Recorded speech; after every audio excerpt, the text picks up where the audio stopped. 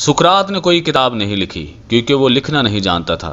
सुकरात इंतहाई बदसूरत था। उसके शागिर्द ने उसकी मिसाल एक ऐसे मुजस्मे से दी जो ऊपर से तो निहायत मुज़हिका खेज़ होता है लेकिन अंदर से देवता की सूरत होती है। सुकरात की माँ दाया थी और उसका बाप मुजस्मा साज था। सुकरात कभी पैसा कमाने के बारे में संजीदा न था क्योंकि उसकी बीवी हर वक्त लड़ती रहती थी। सुकरात ने उसका कभी बुरा नहीं माना। सुकरात का एक खुशहाल ख़ानदान से ताल्लुक़ रखने वाला शागिर्द केटो लिखता है, एक रोज़ मैं सुकरात के घर गया तो देखा कि सुकरात मकान की दहलीज पर बैठा था। उसकी बीवी उसको बुरा भला कह रही थी।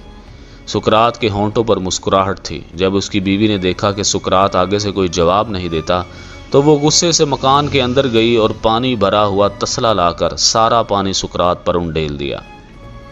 सुकरात ने हंसकर मुझसे कहा, केटो, मुझे मालूम था बादल गरज रहे हैं और बारिश ज़रूर होगी। अफलातून अपने उस्ताद सुकरात के पास आया और उससे कहने लगा कि आपका नौकर बाजार में खड़े होकर आपके बारे में हर्जा सराई कर रहा था। सुकरात ने मुस्कुरा कर पूछा, वो क्या कह रहा था?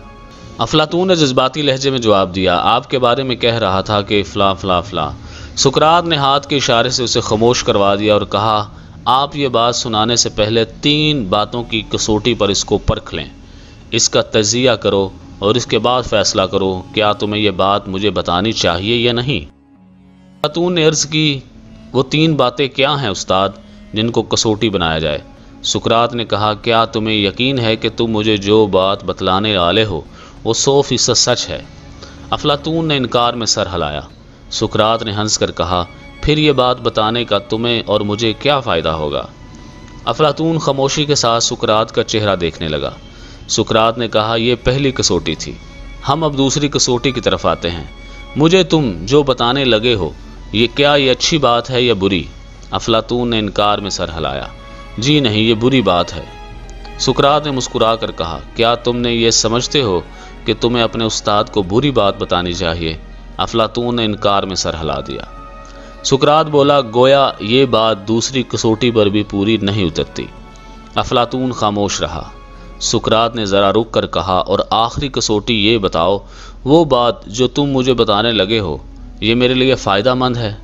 अफलातून ने इनकार में सर हिला दिया और अर्ज़ की, या उस्ताद, ये बात हरगिज़ आपके लिए फ़ायदा मंद नहीं। सुकरात ने हंसकर कहा, अगर ये बात मेरे लिए फ़ायदा मंद नहीं फिर इसकी बताने की क्या ज़रूरत है? अफलातून परेशान होकर दाएं बाएं देखने लगा। सुकरात की कुव्वत बर्दाश्त कमाल की थी। शहर में वह वाह शख्स था जो नंगे पांव बर्फ़ पर घूमता था। सुकरात ने नौजवानी में मैदान जंग में बहादुरी का इनाम भी हासिल किया। सुकरात का ज़्यादा वक्त ईथन्स के बागात और मोबदों के दादान में अपने शागिर्दों से बात करते हुए गुजरता। आज से 2500 साल पहले का अजीब व गरीब फ़लसफ़ी अपनी तरफ से कोई फ़लसफ़ा बयान नहीं करता था। उसने अपने पीछे कोई किताब तो क्या 4 सफ़ों का मुश्तमिल कोई मजमून भी नहीं छोड़ा। वो कुछ नहीं लिखता था, उसका अपना कोई फ़लसफ़ा न था। वो लोगों को कुछ बताने के बजाय उनसे पूछता ज़्यादा था। इसके सवाल ही इसका फ़लसफ़ा था। सारी ज़िंदगी एक चादर में गुजारी। किसी ने उससे कहा कि डेल्फी के मोहब्बत में एक आवाज़ सुनी गई है कि सुकरात ईथन्स का सबसे बड़ा दाना आदमी है। सुकरात ने हंसकर जवाब दिया, मैं इसलिए दाना हूँ कि मुझे अपनी बेइल्मी का एहसास है। एक सुबह जब सुकरात बाजार में आया तो उसने देखा कि उसके खिलाफ मदज्ज झैल करारदाद जुर्म चिस्पा की गई है। सुकरात ने जराइम का इर्तिकाब किया है। उसका पहला जुर्म यह है कि वो उन देवताओं की प्रस्तिश नहीं करता जिनको ये शहर पूजता है। इसकी बजाय वो अपनी तरफ से नए देवता ले आया है। दूसरा जुर्म उसका यह है कि वो नौजवानों को बिगाड़ता है, लिहाजा उसकी सज़ा मौत है। इस इल्ज़ाम आराई के पीछे सबसे बड़ा मुहर्रक एनिटस नामी एक चमड़ा फरोश था। उसको सुकरात के खिलाफ ज़ाती तौर पर बुग़्ज़ था। बात यह थी कि सुकरात ने उसके बेटे को मशवरा दिया था कि वो खालों और चमड़े का काम छोड़कर फ़लसफ़े से नाता जोड़े। एनिटस ने इसरार किया था कि उसके बेटे को गुमराह करने की कोशिश की गई, इसलिए सज़ाए मौत से कम इसकी सज़ा नहीं होनी चाहिए। यूँ चमड़ा और इल्म एक दूसरे के सामने आ गए। फतह चमड़े को हासिल हुई। सुकरात को गिरफ्तार कर लिया गया। उस पर मुकदमा दर्ज हुआ कि सुकरात चाहता तो मौत की सज़ा से बच सकता था।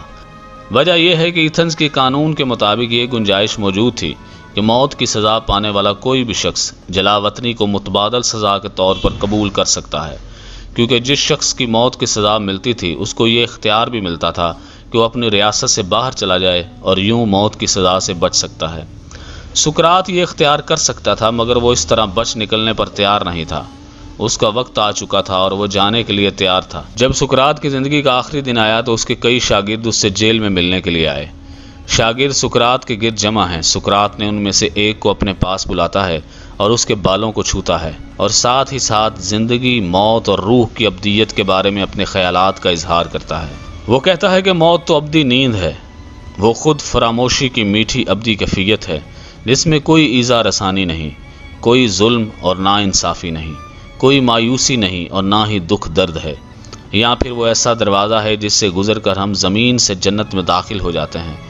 وہ ایسی غلام گردش ہے جو ہمیں سیدھی خدا کے ایوان میں لے جاتی ہے، اور دوستو وہاں کسی کو اس کے خیالات کے باعث صلیب نہیں چڑھایا جاتا۔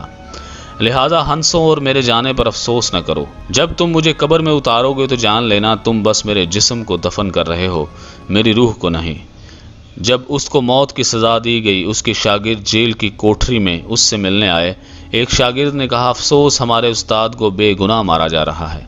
سقراط نے زیر لب تبسم کے ساتھ کہا، تو کیا تم چاہتے تھے کہ میں گناہ کرنے پر مارا جاؤں؟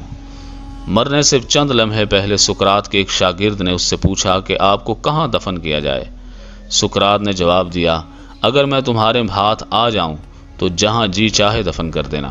سقراط نے ہنستے ہوئے اپنے روتے ہوئے شاگردوں کے سامنے زہر کا پیالہ پی لیا، اور یہ واقعہ ایتھنز میں 404 قبل از مسیح میں پیش آیا۔ داستان ٹی وی آفیشیل کی مزید ویڈیوز کو دیکھنے کے لیے چینل کو سبسکرائب کیجیے اور بیل آئیکن پر کلک کر دیجیے تاکہ ہماری ہر نئی آنے والی ویڈیو آپ تک بآسانی پہنچ سکے۔